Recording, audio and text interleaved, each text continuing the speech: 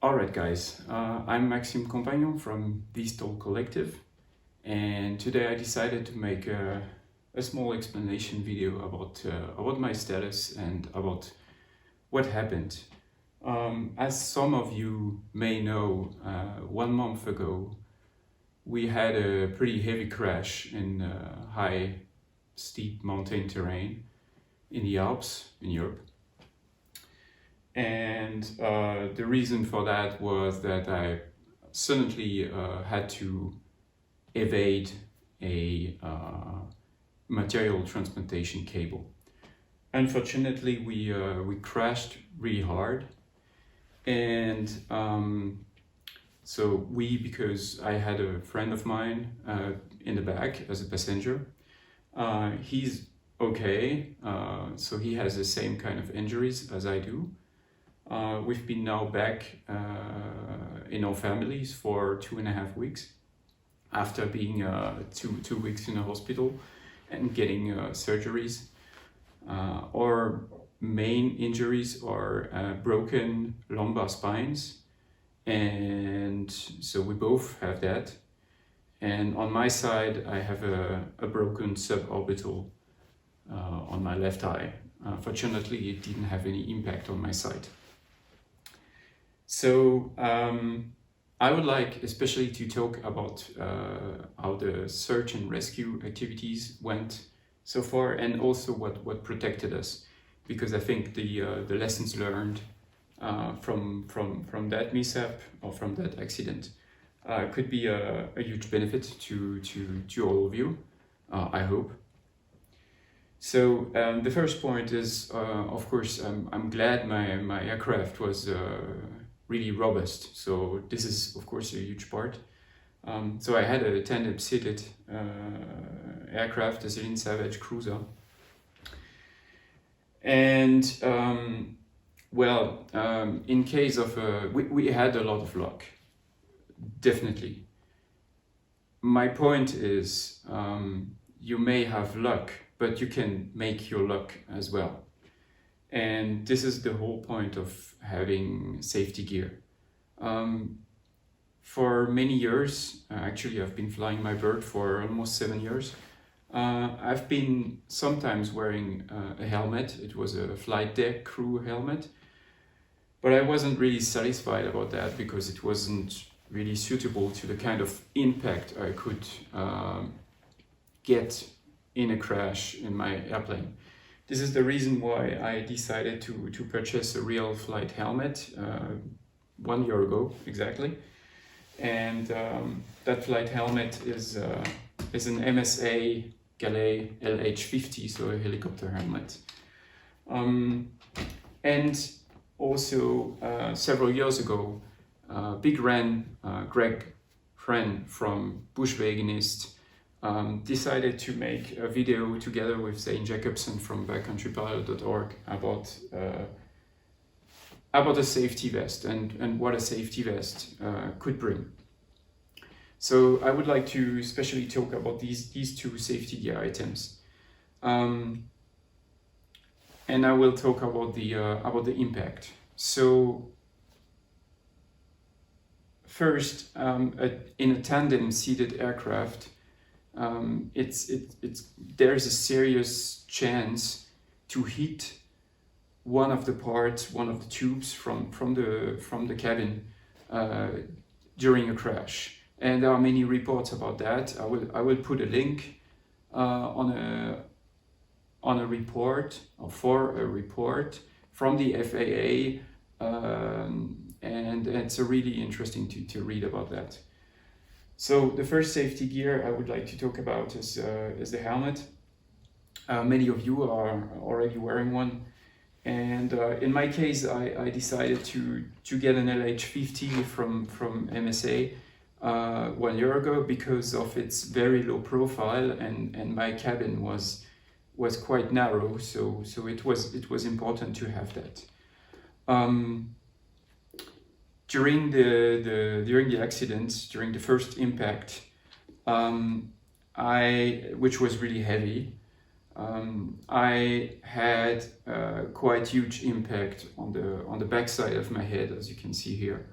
and another one on the right side. Being equipped with a quick pin release, that was very important, because it just like the quick release just popped out after the first impact, so it's easier to egress after an accident. So the helmet really fulfilled its job. Like, to be honest, I'm alive because of the helmet, because I passed away just after the first impact. The only issue I had with the helmet is that when I woke up in the wreckage, and then I shouted for my friend who said, "Yeah, I'm there." So I didn't have my helmet on anymore. So I lost it during the crash, during the event. So of course it's not cool at all. And I don't know when my suborbital fracture happened, during the crash with the helmet on, or after I lost it, because the police found my helmet 10 meters away from the wreckage. I have an explanation, and actually there are several videos on the internet you can find about that issue. Is that LH50 helmet have a poorly designed chin strap, and as you can see on my helmet, there is a mark on the right side, and that mark really is right above the opening of the chin strap. And just a quick example. Yeah, so I think that's how it happened. That poorly designed chin strap made that something, maybe my safety belt opened it, and then during the crash I lost my helmet, so leading to several injuries on the left side of my head. And as said, I don't know when I had my suborbital fracture, which was obviously on the left side. So there are some other stuff on the side of the helmet. So it protected my life, definitely.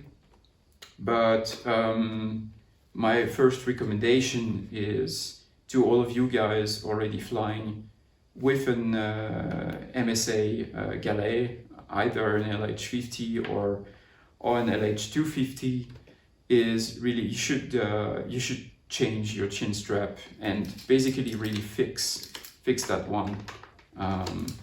That's a must. That's the first thing I will do in the future as soon as I get a new helmet. And definitely, like, the helmet saved my life. The second item I really want to talk about is the safety vest. It's not really the safety vest itself.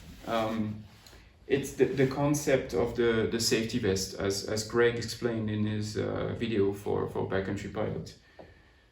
The concept is that you wear everything on yourself, and like, it doesn't matter what kind of safety vest you have. As said, how it looks like. It's just you have to find out what is important for you. And for me, the most two important item, I think, are a PLB, a personal location beacon, if you don't have an ELT installed in your aircraft. But it's always better to have a PLB on top. I will say why. And of course a portable radio. So in my case, I didn't have an ELT in my aircraft. I only had the PLB, which was located in the right pocket here. So after the crash, when I regained consciousness, I was able to talk to my passenger who was responding. I didn't have the feeling to smell any fuel, so the risk of fire was fairly low, and we were in the snow. So I could go out of the wreckage. My back was hurting, but it was okay, and I instantly grabbed for my PLB. popped out the antenna and just like started it. It took like 3 seconds. So I put it in the snow because I didn't want to lose it, of course.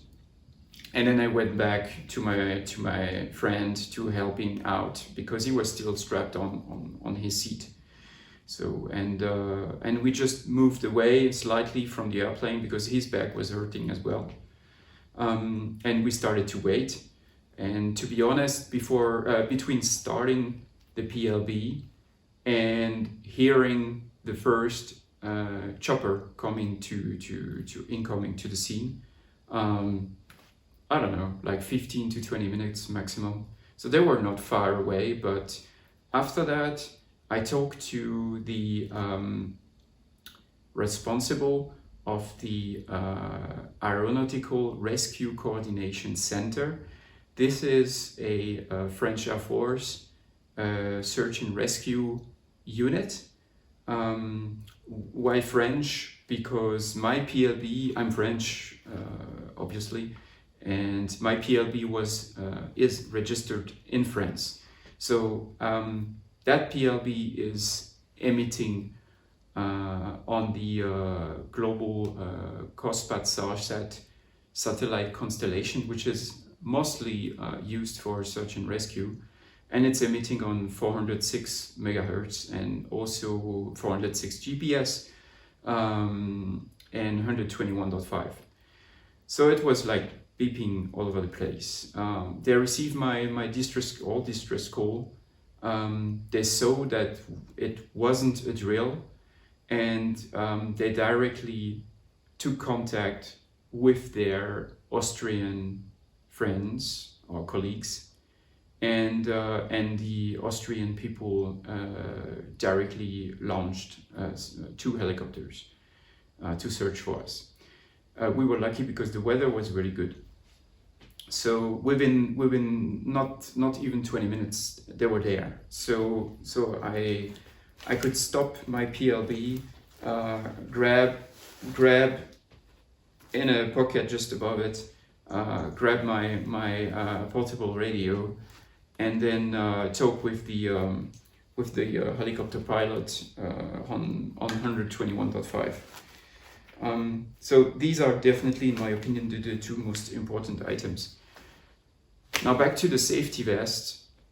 I had 2 things which were not located in the safety vest. My personal phone and my iPad, which I was using to navigate. And I lost both of them, and we never found them again.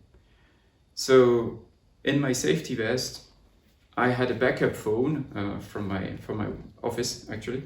So I could use it to quickly call my wife and my family to reassure them that we were certainly injured, but we were going to be rescued. So yeah, like, you want to wear everything on yourself, because if something happened, and in my opinion, you don't have to be like hardcore bush flying, and that's the it's not funny, but like we were just cruising, and